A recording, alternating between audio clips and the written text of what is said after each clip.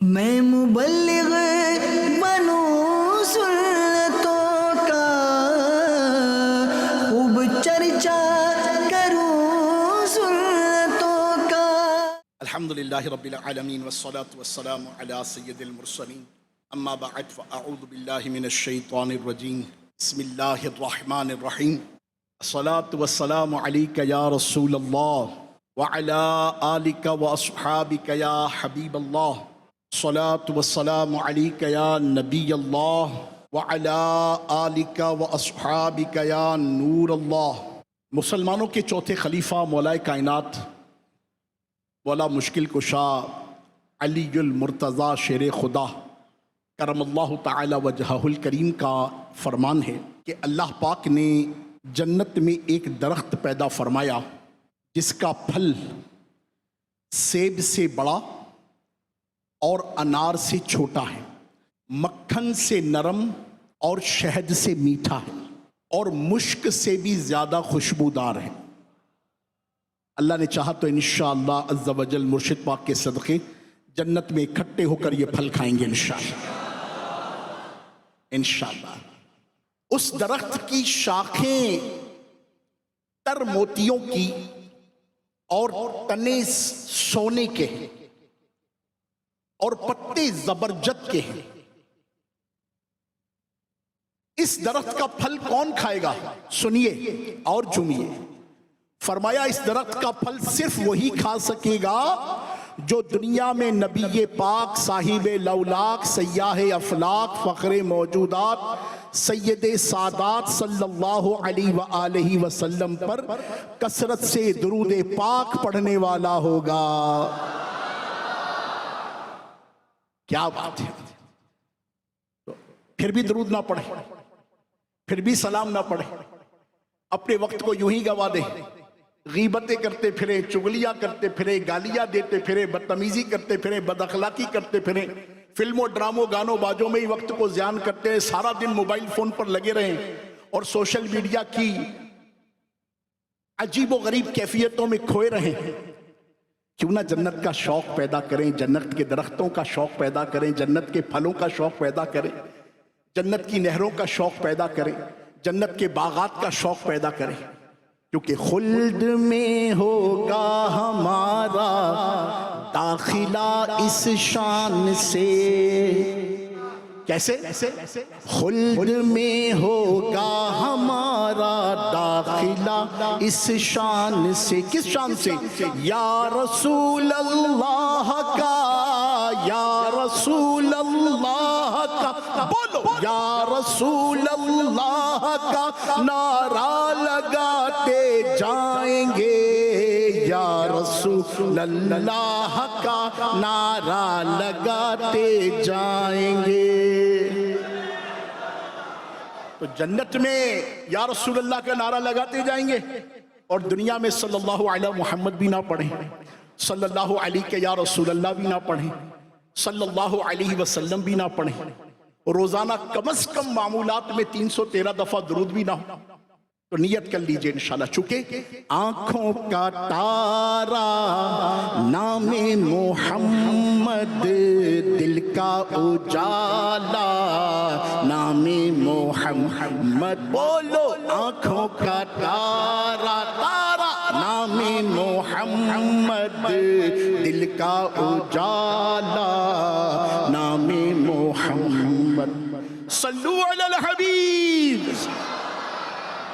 ہاں، اپنی زبان کی حفاظت کر لیں۔ آج زبان کو مصطفیٰ کے ذکر سے تر کریں۔ مہنگائی بہت ہے، پریشانی بہت ہے، غم بہت ہے، مصیبت بہت ہے، آزمائش بہت ہے، ہینڈ ٹو ماؤتھ رہتے پورا نہیں پڑتا، تو کیا کرنا چاہیے؟ درود و سلام پڑھنا چاہیے۔ ہاں، محبوب کی یاد میں گم رہنا چاہیے، محبوب کا ذکر لبوں پر ہو، محبوب کی یاد دلوں میں ہو، اور محبوب کے دیدار کی تمنا ہو۔ انشاءاللہ عز و جل تکلیفیں دور ہوں گی، پریشانیاں دور ہوئے، اللہ غیب سے اسباب پیدا کرے گا انشاءاللہ۔ دنیا میں بھی خیر، آخرت میں بھی خیر، قبر میں بھی روشنی، حشر میں بھی روشنی انشاءاللہ۔ ہاں، دنیا اور آخرت کی بھلائی نصیب ہوگی انشاءاللہ۔ غموں نے تم کو جو گھیرا ہے تو کیا کرو؟ درود پڑھو، غموں نے تم کو جو گھیرا ہے تو درود پڑھو، اور جو حاضری کی تمنا ہے تو درود پڑھو۔ پڑھیے صلو علی الحبیب صلی اللہ تعالی علی محمد۔ تو انشاءاللہ عز و جل محبوب پر درود پڑھتے رہیں گے، اپنی زبانوں کو فضولیات سے بچاتے رہیں گے، اپنی زبان کے ذریعے سے، اپنے وجود کے ہر عضو کے ذریعے سے، سر کے بالوں سے لے کر پیر کے ناخنوں کے، وجود کے ذرے ذرے کے ذریعے سے، عضو کے ذریعے سے، بال کے ذریعے سے انشاءاللہ عز و جل مولا کی ناراضی کے کاموں سے بچتے رہیں گے، اللہ رسول کی یاد میں محو رہیں گے، تو رب العالمین عز و جل دیکھے دنیا اور آخرت کی خیسی خیر عطا فرماتا ہے انشاءاللہ۔ آج ہم انشاءاللہ سیدی داتا علی حجویری رحمت اللہ علیہ کے فرامین پر مشتمل کچھ آپ کی تعلیمات کا بیان آداب کے اعتبار سے انشاءاللہ آپ کی خدمت میں پیش کریں گے۔ پہلے میں انشاءاللہ مختصر انٹروڈکشن سیدی داتا علی حجویری رحمت اللہ علیہ کا آپ کی خدمت میں پیش کرتا ہوں۔ حضور داتا گنج بخش رحمت اللہ تعالی علیہ کم و بیش 400 ہجری کو دنیا میں آئے۔ یہ 4تھی صدی ہجری تھی کہ جب حضرت کی ولادت ہوئی۔ آپ کا مبارک نام علی اور آپ کے بابا کا نام کیا تھا؟ عثمان۔ آپ کے بابا کا نام کیا تھا؟ توجہ رکھیے گا، داتا علی حجویری کے بابا کا نام کیا تھا؟ عثمان۔ تو اب علی بن عثمان آپ کا پراپر ورڈ ہو گیا، نام ہو گیا۔ غزنی کا ایک محلہ ہے حجویر، تو داتا علی حجویری رحمت اللہ علیہ چونکہ اس محلے میں رہتے تھے، اسی نسبت سے کیا کہلائے؟ حجویری۔ آپ نجیب الطرفین حسنی حسینی ہیں۔ آئے ہائے سبحان اللہ۔ داتا علی حجویری رحمت اللہ تعالیٰ علیہ امام حسن پاک کی اولاد میں سے بھی ہیں اور امام حسین پاک۔ تیری نسل پاک میں ہے بچہ بچہ نور کا، تیری نسل پاک میں ہے بچہ بچہ نور کا، تو ہے عین نور تیرا سب گھرانہ نور کا، تو ہے عین نور تیرا سب گھرانہ نور کا۔ داتا علی حجویری رحمت اللہ تعالی علیہ حسنی حسینی سید ہے۔ اللہ اللہ کیا بات ہے، سبحان اللہ۔ نجیب الطرفین حسنی حسینی سید ہے۔ ابتدا ہی سے بڑے پارسا، عبادت کرنے والے اور علم دین کا بہت شوق رکھنے والے تھے۔ علی بن عثمان داتا علی حجویری رحمت اللہ تعالی علیہ نے علم دین حاصل کرنے کے لیے عراق، شام، لبنان، آذربائیجان، خراسان اور ترکستان وغیرہ کئی ممالک کا سفر کیا۔ اللہ کے جتنے اولیاء ہیں نا، یہ ذہن میں رہے، اللہ کے جتنے اولیاء یہ عالم ہیں۔ یہ کیا ہیں؟ عالم۔ ہاں ہمیشہ ذہن میں رکھیے گا، اللہ تبارک و تعالی عالم کو دوست رکھتا ہے، جاہل کو نہیں۔ اللہ کے جتنے اولیاء ہوں گے نا، ان میں سے کوئی بھی معاذ اللہ ثم معاذ اللہ جاہل، اللہ عالم کو دوست رکھتا ہے۔ تو جتنے اولیاء اللہ ہیں یہ اپنے وقت کے بڑے بڑے علماء تھے، اپنے وقت کے بڑے بڑے جن ہستیوں کو آپ دیکھیں گے نا، جس کو آپ ولی کہتے ہیں تو اس کی صفت علم سبحان اللہ کمال کو پہنچے گی۔ وہ سیدی داتا علی حجویری کی ذات ہوں، غوث اعظم کی ذات ہوں، قلندر شہباز کی ذات ہوں، عبداللطیف بھٹائی کی ذات ہوں، اعلیٰ حضرت کی ذات ہوں، عبداللہ شاہ غازی کی ذات ہوں، عبداللہ شاہ صحابی کی ذات ہوں، سچل سرمست کی ذات ہوں، بابا فرید کی ذات ہوں، نظام الدین اولیاء کی ذات ہوں، دنیا بھر میں جتنے بھی اولیاء اللہ، یہ سارے کیا ہیں؟ عالم۔ جو شریعت مطہرہ کی بنیادی تعلیم ہے، کوئی بھی اللہ کا ولی اس سے جدا نہیں ہوگا۔ تو داتا علی حجویری رحمت اللہ علیہ، آپ دیکھیں انہوں نے علم کو حاصل کرنے کے لیے کتنے ملکوں کا سفر کیا، اور ہم سے 3 دن کے مدنی قافلے میں نہ جایا جائے، کیسی مزے کی بات ہے۔ ہم اولیاء سے پیار کرنے والے، اولیاء سے محبت کرنے والے، اولیاء کا عرس منانے والے ہیں، اولیاء کے نام پر دیگے چڑھانے والے، مرحبا، زبردست، بہت خوب، کیا باتیں مدینے کی۔ مگر وہ اولیاء اللہ خود ملک بملک علوم کے لیے سفر کرتے رہے، مصطفیٰ کی شریعت کو سیکھنے کے لیے سفر کرتے رہے۔ اللہ رب العالمین نے انہیں علم لدنی بھی عطا فرمایا، اس کے باوجود وہ علم کے اسباب کی طرف متوجہ رہے اور ہم ان اولیاء کے ماننے والے 3 دن کے قافلے میں بھی نہ جائیں؟ اچھا ہفتہ وار اجتماع میں پورے ہفتے میں سے 168 گھنٹوں میں سے 2 گھنٹے کے اجتماع میں آتے ابھی بھی ایک تعداد ہوگی جو موبائل پر لگی ہوتی ہے. میں عموماً پیچھے بیٹھا ہوتا ہوں ہفتہ وار اجتماع میں اکثر شرکت جب کرتا ہوں. بیان تو مہینے 2 مہینے میں ایک دفعہ کرنا ہوتا ہے مگر اکثر بیٹھا ہوں. اللہ کے بندو سن تو لو کہا کیا جا رہا ہے. ہاں سچی ابھی بھی یہاں پر بھی دوستوں کے ملنے کی بات. اچھا بھائی بعد میں مل لینا نا یار, منع تھوڑی کر رہے ہیں. واقعی اچھی نیتوں کے ساتھ دوستوں سے ملاقات سبحان اللہ, اچھے دوستوں کے ساتھ ملاقات سبحان اللہ, جن کو دیکھ کر خدا یاد آ جائے ان سے ملاقات سبحان اللہ, تو خدا کو بھول جائے وہ تجھے یاد دلائے ان سے ملاقات سبحان اللہ. مگر اجتماع کے بعد میرے بھائی اجتماع میں آئے تو توجہ سے بیٹھو, اگلی نشستوں میں بیٹھو, ایسی جگہ پر بیٹھو کہ جہاں پر کان پر آواز صاف سنائی دے رہی ہے. مگر ایک تعداد ہے, اس کی وجہ کیا ہے کہ دلچسپی نہیں ہوتی. اور آپ دیکھیں برسوں سے اجتماع میں آ رہے ہیں مگر فرائض و واجبات بھی سے ادا نہیں, طہارت کا بھی پتہ نہیں ہوگا. اس کی وجہ کیا ہے کہ ہم کبھی علم دین کی نشستوں میں اس سنجیدگی سے بیٹھتے ہی نہیں ہیں جس سنجیدگی سے بیٹھنا چاہیے. ورنہ ہونا کیا چاہیے, علم کی مجلس میں بیٹھے تو کاغذ و قلم ہمارے ہاتھ میں ہونا چاہیے. آپ نے دیکھا ہوگا بیانات میں بھی ایک تعداد ہوتی ہے موبائل فون لے کے بیٹھی ہوتی ہے. ارے بھائی سمجھ لیں یہ تھوڑا سا وقت ہے, پھر ہفتہ وار اجتماع کیسے نصیب ہوتا ہے ہمیں کیا پتا. ہو سکتا ہے میری اور آپ کی زندگی کا یہ آخری ہفتہ وار اجتماع. اللہ سب کو درازی عمر بالخیر بالصحت و عافیت عطا کرے. مگر کسی کو کیا پتا, کسی کو کیا پتا. تو یہ جو ہم بیٹھے ہیں نا, یہ جو دعوت اسلامی کا اجتماع ہے نا, خدا کی قسم یہ عظیم سعادت ہے. یہ شیخ کامل کا مدنی مذاکرہ یہ عظیم سعادت ہے.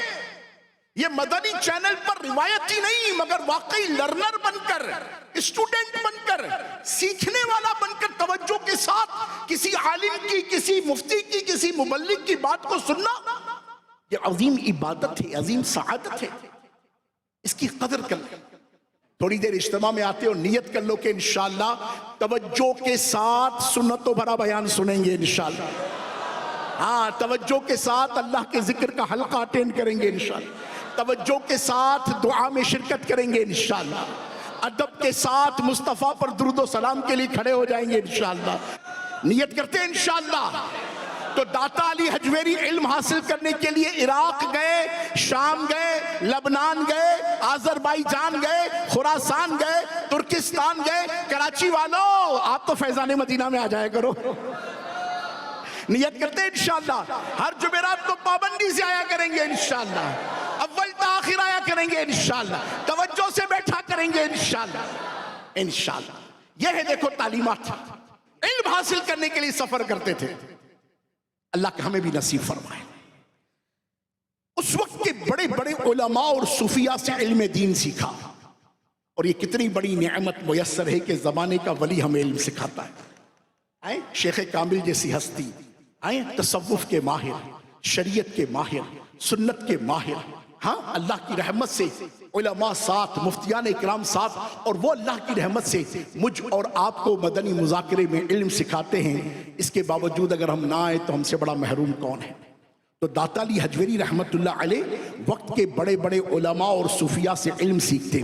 تقریباً 34 سال کی عمر میں 34 ایئرس جب آپ کی ایج ہوئی ہے تو آپ اپنے پیر و مرشد شیخ ابو الحسن رحمت اللہ علیہ کے حکم سے لاہور تشریف لے آئے اور یہاں آ کر نیکی کی دعوت کو عام کیا, دین اسلام کا پیغام پھیلایا, لوگوں کو قرآن و سنت کی تعلیم دی. اپنے اخلاق سے, اپنے کردار سے, اپنے بیانات سے, کبھی کرامات دکھا کر بے شمار غیر مسلموں کو اسلام میں داخل فرمایا. اور جو پہلے سے مسلمان تھے انہیں سنتوں کا پیکر بنایا, کئی عالم بنائے, کئی لوگوں کو اپنی تربیت میں رکھ کر ولایت کے بلند مقامات تک پہنچایا. نگاہ ولی میں وہ تاثیر دیکھی, نگاہ ولی میں وہ تاثیر دیکھی, بدلتی کروڑوں کی تقدیر دیکھی. ہاں تو ولی کی نگاہوں میں آنا پڑے گا. نگاہ ولی میں وہ تاثیر دیکھی، نگاہ ولی میں وہ تاثیر دیکھی، وہ تاثیر دیکھی، بدلتی کروڑوں کی تقدیر دیکھی، بدلتی کروڑوں کی تقدیر دیکھی. ہاں ہم بھی زمانے کے ولی کی قدر کر لیں، ان کے قدردان ہو جائیں. خدا کی قسم ان کے قدردان ہو جائیں. جس پر نگاہ ڈالتے نا، جس پر نگاہ ڈالتے اسے کیسی اللہ رب العالمین کا قرب عطا فرما دیتے. اللہ تعالیٰ ان کا صدقہ ہم سب کو نصیب فرمائے. کم و بیش 30 سال تک سیدی داتا علی حجویری رحمت اللہ علیہ نے 30 سال تک بر صغیر میں ایک زبردست انقلاب برپا کر دیا. پختہ قول کے مطابق آپ کا جو وصال ہے، آپ کا جو انتقال ہے، وہ سن 465 ہجری میں ہوا. 400 ہجری میں آپ کی ولادت ہوئی تھی اور سن 465 ہجری میں آپ کی وفات ہوئی، آپ کا انتقال ہوا، آپ کا وصال ہوا. 34 سال کی عمر میں لاہور آئے تھے اور کم و بیش 30 سال تک نیکی کی دعوت کا کام کیا. آپ کا مزار شریف لاہور میں ہے اور آپ ہی کی نسبت سے لاہور کو مرکز الاولیاء اور داتا نگر بھی کہا جاتا ہے. سیدی داتا علی حجویری رحمت اللہ تعالی علیہ بہت ماہر عالم دین اور زبردست کتابوں کو لکھنے والے مصنف تھے. مگر افسوس کہ اب آپ کی کتابیں ملتی نہیں ہیں. مگر ایک کتاب، آپ کی ایک زبردست کتاب ہے کشف المحجوب. اور کشف المحجوب اصل میں فارسی زبان میں ہے، پرشین میں، اور اردو زبان میں بھی الحمدللہ مل جائے گی. کشف المحجوب ایسی زبردست کتاب ہے کہ بڑے بڑے صوفیاء کرام اس کتاب کو باقاعدہ پڑھتے بھی ہیں اور اپنے شاگردوں کو پڑھایا بھی کرتے ہیں. کشف المحجوب کے معنی کیا ہیں؟ کشف کے معنی ہے کھولنا اور محجوب کے معنی ہے پردے میں رکھی ہوئی چیز. تو گناہوں کی وجہ سے دل پر جو میل چڑھتی ہے، صوفیاء کرام اسے حجاب کہتے ہیں. یوں کشف المحجوب کا مطلب بنے گا دل کے پردے کو کھولنے والی کتاب. دل کے پردے کو کھولنے والی کتاب. خواجہ نظام الدین اولیاء رحمت اللہ علیہ آپ فرماتے ہیں جسے پیر کامل نہ ملتا ہو وہ کشف المحجوب پڑھ لے، پیر کامل مل جائے گا. یعنی یہ اس قدر الحمدللہ رب العالمین رہنما کتاب ہے. اللہ تبارک و تعالی عز و جل بزرگان دین رحمہم اللہ المبین کی مبارک تحریروں کو، اکابرین کی تحریروں کو، اسلاف کی تحریروں کو، ان کی کتابوں کو ہمیں پڑھنے کی توفیق عطا فرمائے. اچھا، اسی کشف المحجوب کا ایک چیپٹر ہے جس کا نام ہے کشف حجاب. اس کشف حجاب کے معنی کیا ہیں؟ آداب کا بیان. اس کتاب کے مطابق 3 چیزیں میں آپ کی خدمت میں پیش کرتا ہوں. یہ کہ ایک، ادب کسے کہتے ہیں، نمبر 2 ادب کی اقسام، اور نمبر 3 مختلف آداب زندگی. مختصر وقت میں انشاءاللہ آپ کی خدمت میں سب سے پہلے ادب کی اہمیت عرض کرتا ہوں کہ سیدی داتا علی حجویری رحمت اللہ تعالی علیہ آپ فرماتے ہیں کہ تمام دینی اور دنیاوی کاموں کا حسن ادب ہے. ہر شخص کے لیے اس کے مقام کے مطابق علیحدہ آداب ہیں. مروت، سنت اور عزت کی حفاظت ادب ہی کے ذریعے ہوتی ہے. اللہ پاک قرآن شریف میں ارشاد فرماتا ہے، پارہ 28 سورہ تحریم آیت نمبر 6، بسم اللہ الرحمن الرحیم، یا ایہا الذین آمنوا قوا انفسکم واہلیکم نارا وقودها الناس والحجارہ. اے ایمان والو، اپنی جانوں اور اپنے گھر والوں کو اس آگ سے بچاؤ جس کے ایندھن آدمی اور پتھر ہے۔ صحابی رسول سلطان المفسرین حضرت عبداللہ ابن عباس رضی اللہ تعالی عنہ اس آیت کریمہ کی تفسیر میں فرماتے ہیں کہ اے ایمان والو، تم پر لازم ہے کہ خود کو بھی اور اپنے اہل خانہ یعنی اپنی فیملی کو بھی جہنم کی آگ سے بچاؤ۔ اور یہ ہوگا کیسے؟ تم کس طرح خود کو اور اپنے اہل خانہ کو اس آگ سے بچا سکتے ہو؟ تو اس کا طریقہ یہ ہے کہ خود بھی دین کی سمجھ حاصل کرو اور اپنے اہل خانہ کو بھی دین سکھاؤ، خود بھی ادب سیکھو اور اپنی فیملی کو بھی آداب سکھاؤ۔ مسلمانوں کی پیاری امی جان سیدہ عائشہ صدیقہ طیبہ طاہرہ رضی اللہ تعالی عنہا سے روایت ہے، اللہ پاک کے آخری نبی صلی اللہ علیہ وآلہ وسلم نے فرمایا، بچے کا اپنے باپ پر حق ہے کہ وہ اس کا اچھا نام رکھے اور اچھے آداب سکھائے۔ کہ بچے کا پہلا حق ہے کہ اس کا کیا نام رکھے؟ اچھا نام رکھے، اور پھر اس کو اچھے آداب سکھائے۔ پیارے اسلامی بھائیوں، ادب اصل بندگی ہے۔ سیدنا موسیٰ کلیم اللہ علی نبینا وعلیہ الصلوۃ والسلام جب کوہ طور پر حاضر ہوئے تو اللہ پاک نے آپ سے پہلا کلام یہ فرمایا، پارہ 16 سورہ طٰہٰ آیت نمبر 12،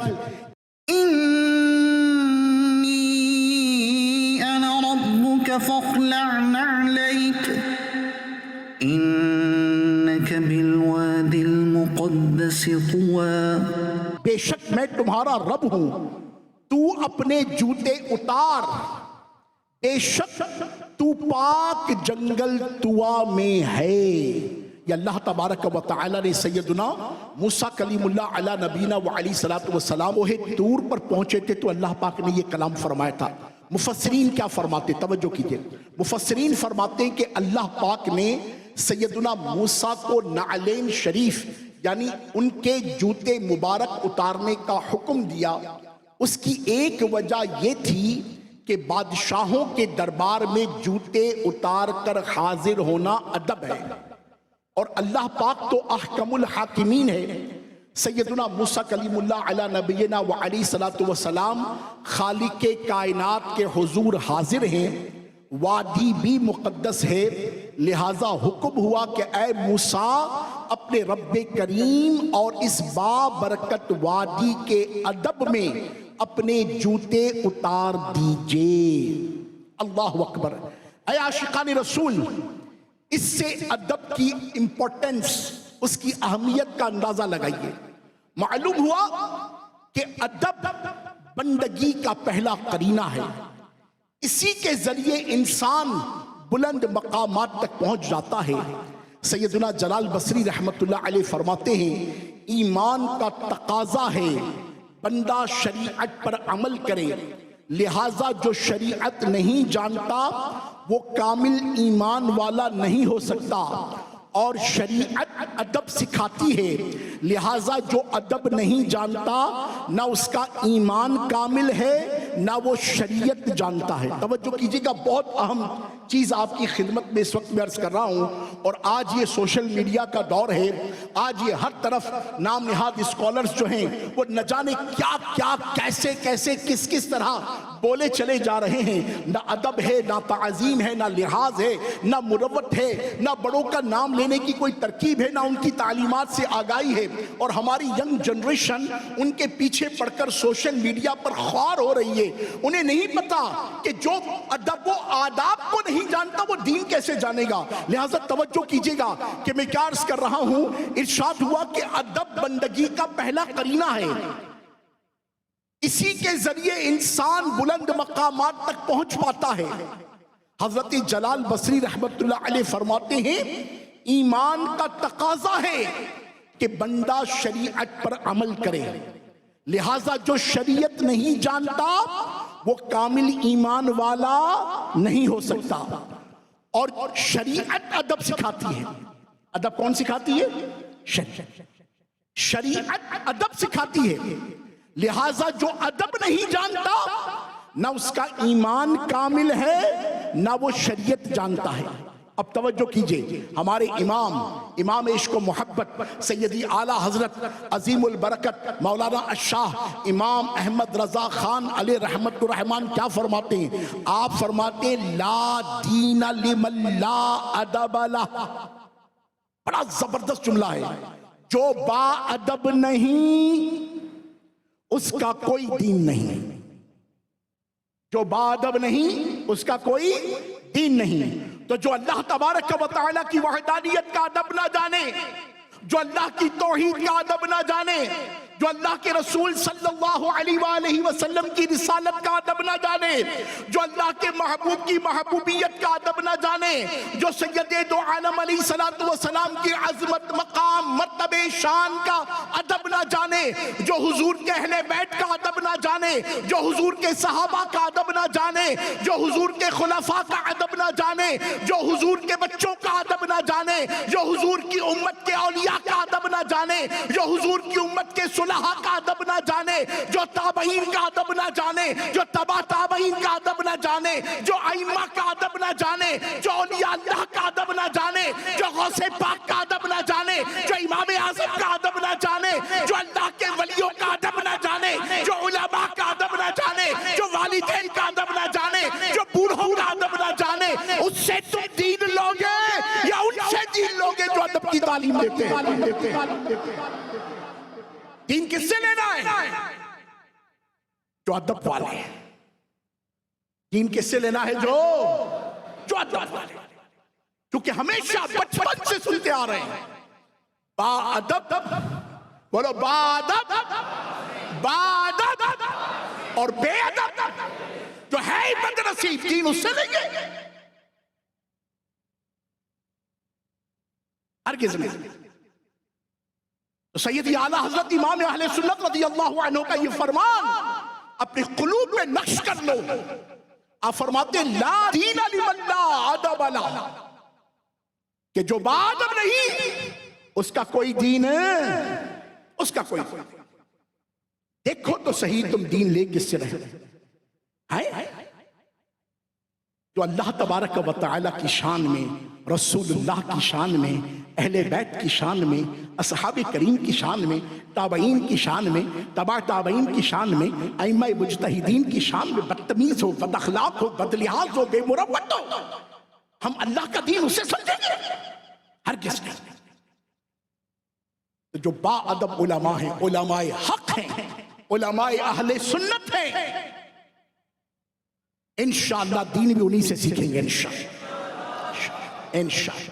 انشاءاللہ۔ شیخ یوسف بن حسین رحمت اللہ علیہ کیا فرماتے ہیں؟ آپ فرماتے ہیں ادب کی برکت سے علم کی سمجھ آتا ہے۔ یہ ادب ہے،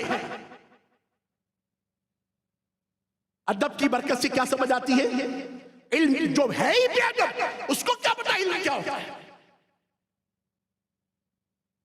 ادب کی برکت سے علم کی سمجھ آتی ہے، اور علم کی برکت سے عمل درست ہوتا ہے۔ ایک ایک ورڈ خدا کی قسم انمول ہے، اللہ کرے کہ میں اپنی بات پہنچانے میں کامیاب ہو جاؤں۔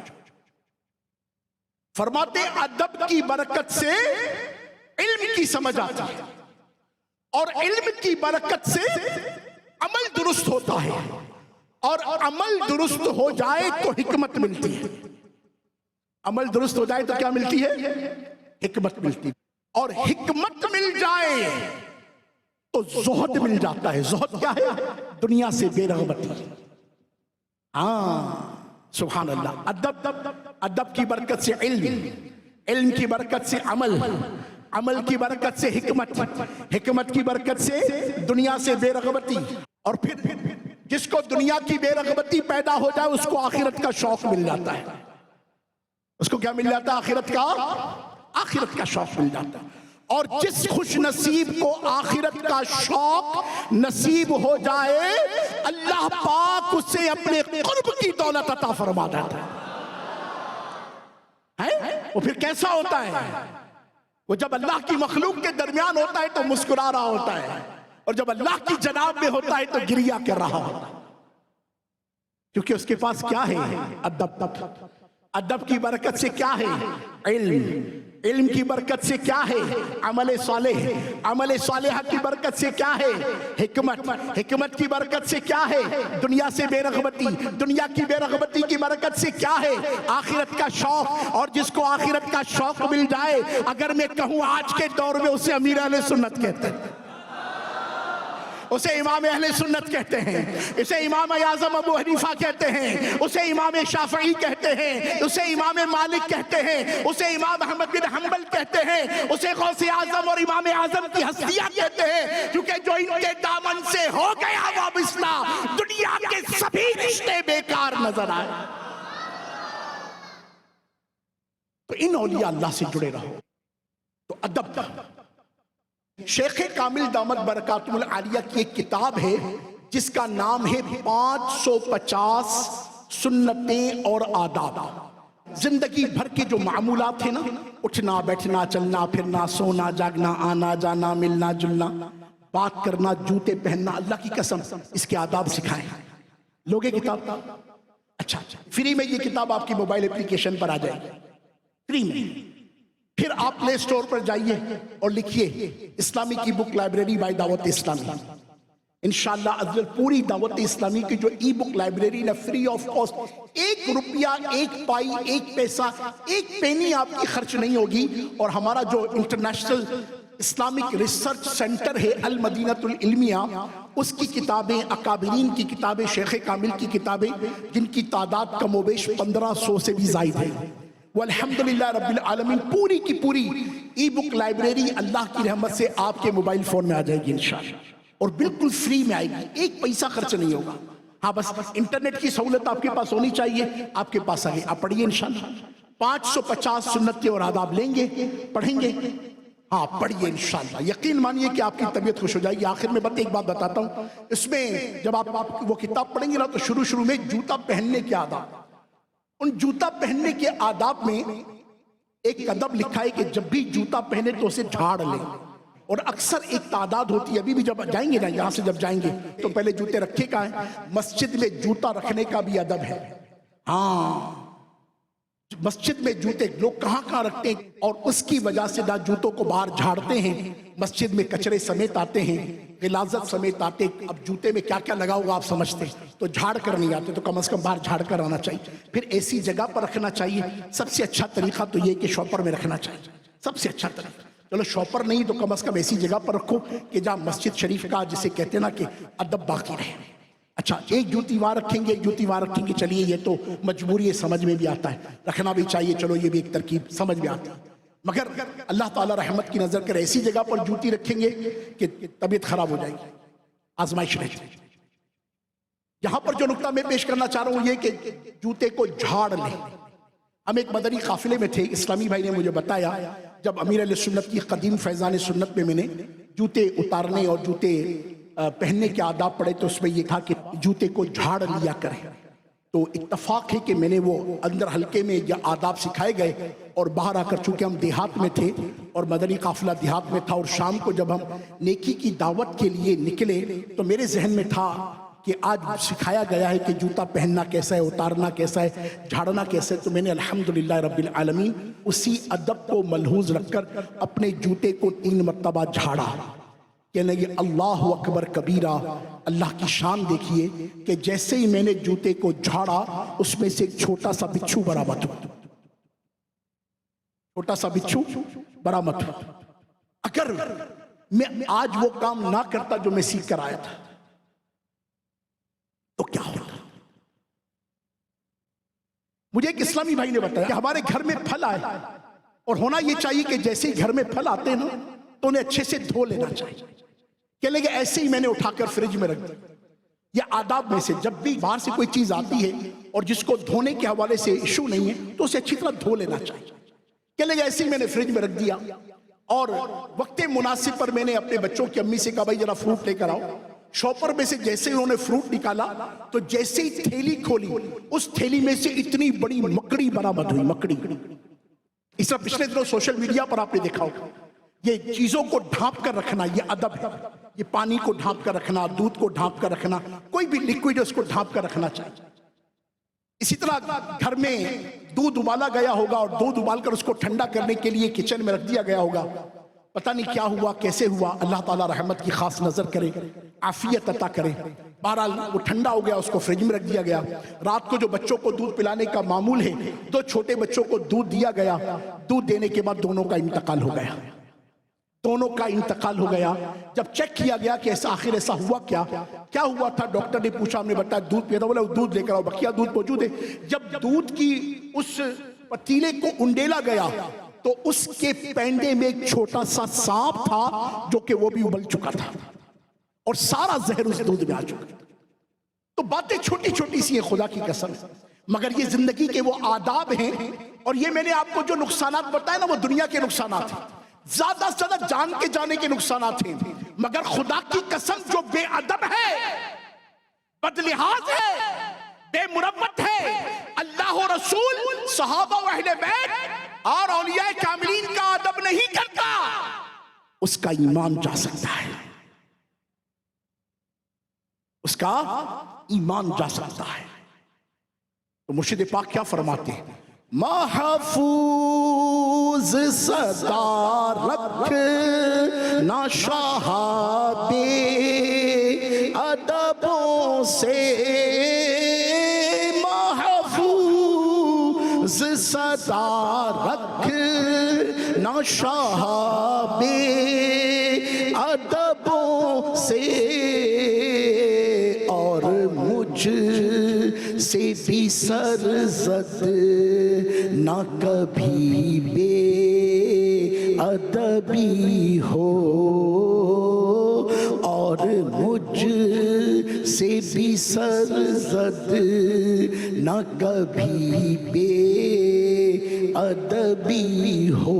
اسی طرح ماں باپ کا ادب، کہ جو ماں باپ کا ادب نہیں کرتا وہ دنیا اور آخرت میں نقصان والا ہوتا۔ تو ادب، اللہ تعالیٰ واقعی ہمیں ادب و آداب کا لحاظ رکھنے کی توفیق عطا فرمائے، آمین بجاہ النبی الامین صلی اللہ علیہ وآلہ وسلم۔ میں مبلغ بنوں سنتوں کا خوب چرچا